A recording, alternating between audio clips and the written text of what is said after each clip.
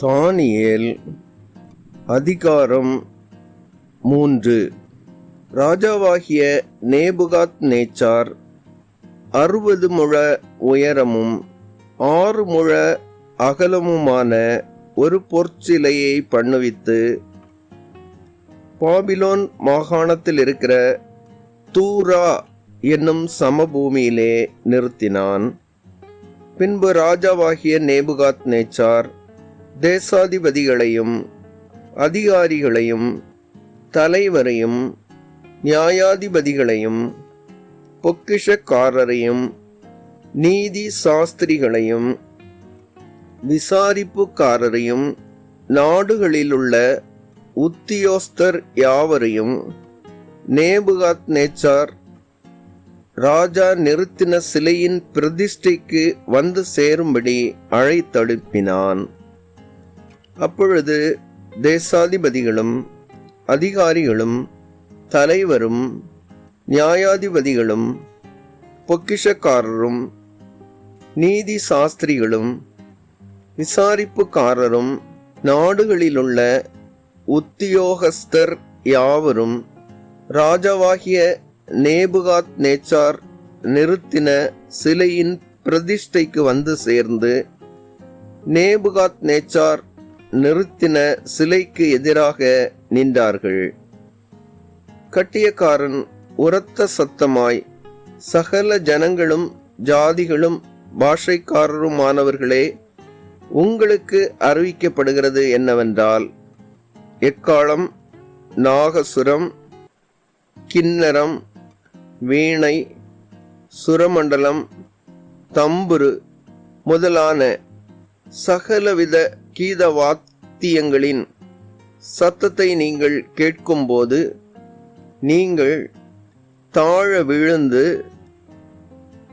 ராஜாவாகிய நேபுகாத்நேச்சார் நிறுத்தின பொற்சிலையை பணிந்து கொள்ள கடவீர்கள். எவனாகிலும் தாழ விழுந்து அதை பணிந்து கொள்ளாமற் போனால் அவன் அந்நேரமே எரிகிற அக்கினி சூளையின் நடுவிலே போடப்படுவான் என்றான். ஆதலால் சகல ஜனங்களும் எக்காளம், நாகசுரம், கின்னரம், வீணை, சுரமண்டலம் முதலான சகலவித கீத வாத்தியங்களின் சத்தத்தை கேட்டவுடனே சகல ஜனத்தாரும் ஜாதியாரும் பாஷைக்காரரும் தாழ விழுந்து ராஜாவாகிய நேபுகாத்நேச்சார் நிறுத்தின பொற்சிலையை பணிந்து கொண்டார்கள்.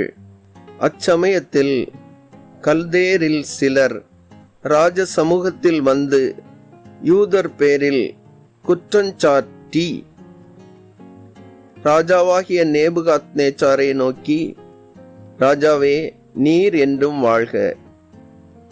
எக்காளம், நாகசுரம், கின்னரம், வீணை, சுரமண்டலம், தம்புரு முதலான சகலவித கீதவாத்தியங்களின் சத்தத்தையும் கேட்கிற எந்த மனுஷனும் தாழ விழுந்து பொற்சிலையை பணிந்து கொள்ள வேண்டும் என்றும், எவனாகிலும் தாழ விழுந்து பணிந்து கொள்ளாமற் போனால் அவன் எரிகிற அக்கினி சூளையின் நடுவிலே போடப்பட வேண்டும் என்றும் ராஜாவாகிய நீர் கட்டளையிட்டீரே. பாபிலோன் மாகாணத்தின் காரியங்களை விசாரிக்கும்படி நீர் ஏற்படுத்தின சாத்ராக், மேஷாக், ஆபேத் நேகோ என்னும் யூதரான மனுஷர் இருக்கிறார்களே, அவர்கள் ராஜாவாகிய உம்மை மதிக்கவில்லை. அவர்கள் உம்முடைய தேவர்களுக்கு ஆராதனை செய்யாமலும் நீர் நிறுத்தின பொற்சிலையை பணிந்து கொள்ளாமலும் இருக்கிறார்கள் என்றார்கள்.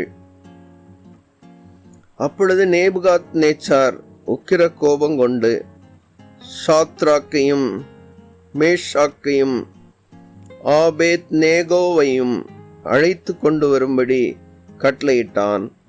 அவர்கள் அந்த புருஷரை ராஜாவின் சமூகத்தில் கொண்டு வந்து விட்டபோது நேபுகாத்நேச்சார் அவர்களை நோக்கி, ஷாத்ராக், மேஷாக், ஆபேத் நேகோ என்பவர்களே, நீங்கள் என் தேவர்களுக்கு ஆராதனை செய்யாமலும் நான் நிறுத்தின பொற்சிலையை பணிந்து கொள்ளாமலும் இருந்தது மெய்தானா?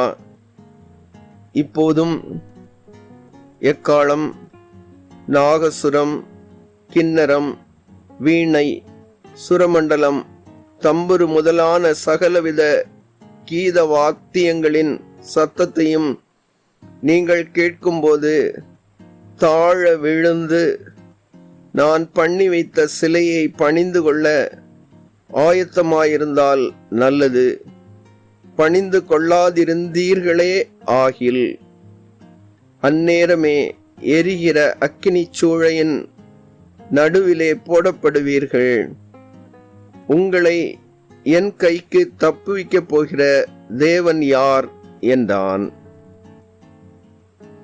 ஷாத்ராக், மேஷாக், ஆபேத் நேகோ என்பவர்கள் ராஜாவை நோக்கி, நேபுகாத்நேச்சாரே, இந்த காரியத்தை குறித்து உமக்கு உத்தரவு சொல்ல எங்களுக்கு அவசியமில்லை.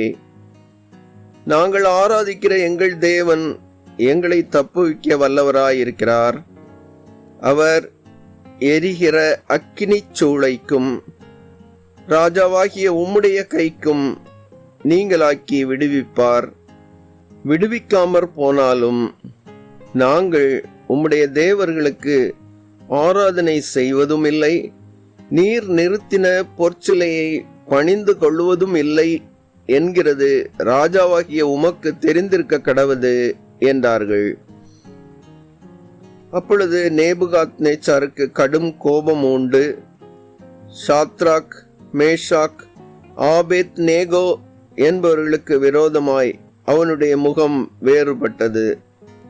சூளையை சாதாரணமாய் சூடாக்குவதை பார்க்கிலும் 7 மடங்கு அதிகமாய் சூடாக்கும்படி உத்தரவு கொடுத்து, சாத்ராக், மேஷாக், ஆபேத் நேகோ என்பவர்களை எரிகிற அக்கினி சூளையிலே போடுவதற்கு அவர்களை கட்டும்படி தன் இராணுவத்தில் பலசாலிகளாகிய புருஷருக்கு கட்டளையிட்டான். அப்பொழுது அவர்கள் தங்கள் சால்வைகளோடும் நிசார்களோடும் பாகைகளோடும் மற்ற வஸ்திரங்களோடும் கட்டப்பட்டு எரிகிற அக்கினிச் சூளையின் நடுவிலே போடப்பட்டார்கள். ராஜாவின் கட்டளை கடுமையாயிருந்தபடியினாலும் சூளை மிகவும் சூடாக்கப்பட்டிருந்தபடியினாலும் அக்கினி ஜுவாலையானது ஷாத்ராக், மேஷாக், ஆபேத் நெகோ என்பவர்களை தூக்கி கொண்டு போன புருஷரை கொன்று போட்டது. ஷாத்ராக், மேஷாக், ஆபேத் நெகோ என்னும் அந்த 3 புருஷரும் கட்டுண்டவர்களாய் எரிகிற அக்கினி சூளையின் நடுவிலே விழுந்தார்கள். அப்பொழுது ராஜாவாகிய நேபுகாத்நேச்சார் பிரமித்து தீவிரமாய் எழுந்திருந்து தன் மந்திரிமார்களை நோக்கி, 3 புருஷரை அல்லவோ கட்டுண்டவர்களாக அக்கினியிலே போடுவித்தோம் என்றான். அவர்கள் ராஜாவுக்கு பிரதியுத்தரமாக, ஆம் ராஜாவே என்றார்கள்.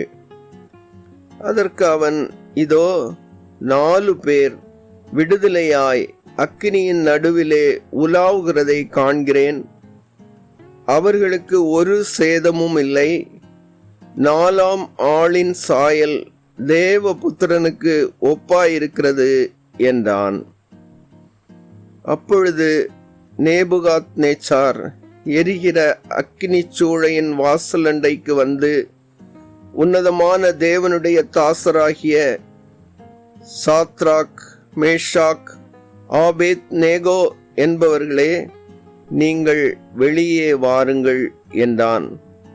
அப்பொழுது சாத்ராக், மேஷாக், ஆபேத் நேகோ என்பவர்கள் அக்கினியின் நடுவிலிருந்து வெளியே வந்தார்கள்.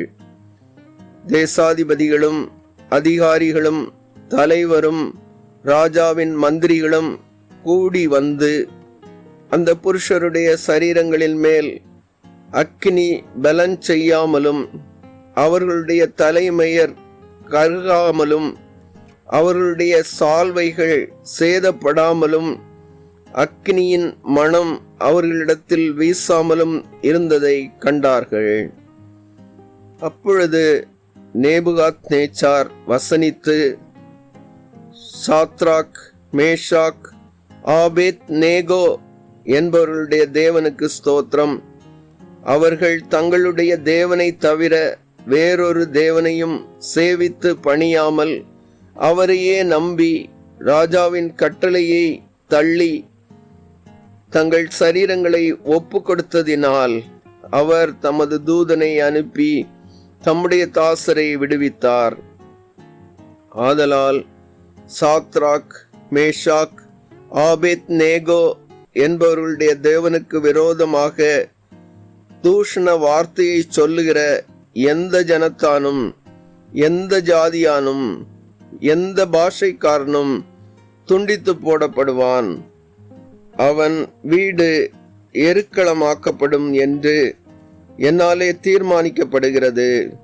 இவ்விதமாய் ரட்சிக்கத்தக்க தேவன் வேறொருவரும் இல்லை என்றான். பின்பு ராஜா சாத்ராக், மேஷாக், ஆபேத் நேகோ என்பவர்களை பாபிலோன் தேசத்திலே உயர்த்தினான்.